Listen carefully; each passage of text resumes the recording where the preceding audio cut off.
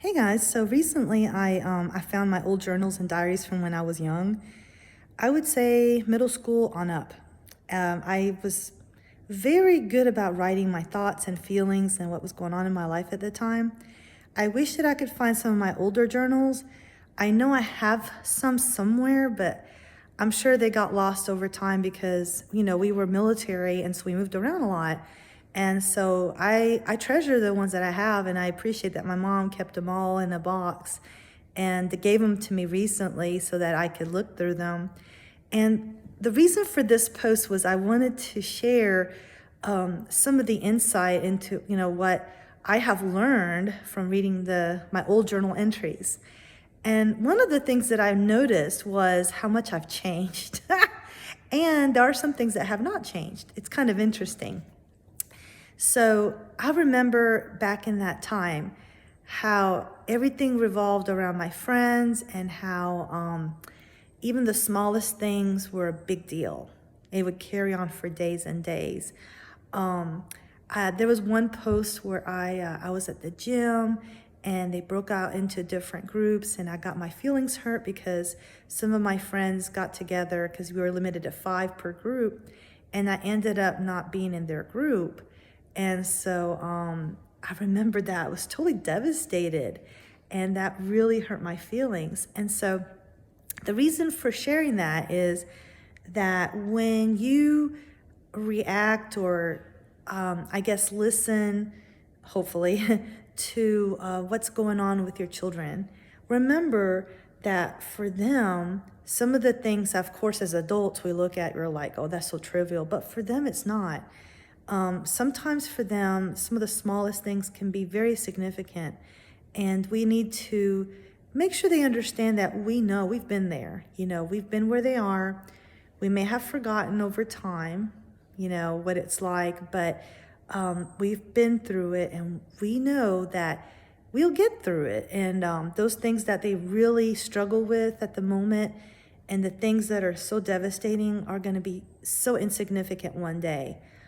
But right now, you need to make sure you tell your child, I hear you and I understand what you're going through. And I want you to tell me, so I can help you. If there's anything I can do to help, if not, I'm just here to listen. It's so interesting how I was able to document a lot of things that I've forgotten over time. And some of the things that I remember, it wasn't quite accurate. So when I was looking back in my journals, I found some things that I was like, I don't remember it that way. Wow, your memory does change over time, and it's because obviously your experiences are going to mold you, and as you mature, you look at things a lot different. So yeah, I really learned a lot from reading my old journals and diaries. I hope that maybe one day my children can read it and glean something from it. Right now they're not sentimental. I got my sticker book album out with Garbage Pail Kids and all these stickers that I thought they'd be excited about, and they're like, oh, okay, yeah. So I don't know at what point they'll be excited about it. Maybe they never will. But I kept those things because they meant a lot to me, and I thought one day I would share those things with my children. But it just goes to show you that your memories and those feelings that are attached to your items, you can't transfer that. They're your own. And so your own children are going to have their own attachments, their own feelings to things.